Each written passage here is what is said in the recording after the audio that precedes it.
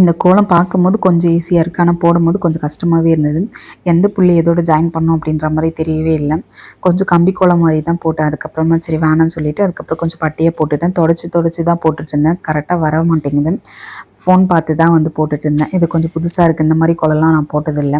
நம்ம வந்து இப்போ வந்து நிறைய ஃபோன் இருக்கிறதுனால வந்து நம்ம இதில் ஃபோனில் பார்த்து போடுறதுமே ஈஸியாக தான் இருக்குது.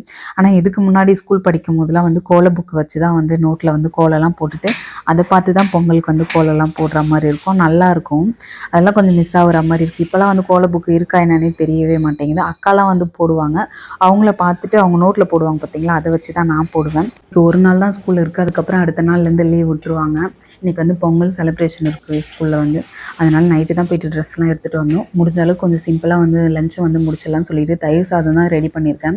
அவங்க நைட்டே வந்து தயிர் தான் கேட்டாங்க. இட்லி ஊற்றிட்டு வேர்க்கடலை சட்னி வைக்கலான்னு பார்த்தா டைம் ஆகிடுச்சு. அவங்கள ஸ்கூலுக்கு அனுப்பிச்சதுக்கப்புறமா தான் நான் வந்து சட்னி வச்சு சாப்பிட்டேன். முட்டை தொக்கு வந்து வச்சுருந்தேன். நான் கொஞ்சம் முட்டை போடுறதுக்கு முன்னாடி அந்த குழம்பு மட்டும் கொஞ்சம் எடுத்துக்கிட்டேன்.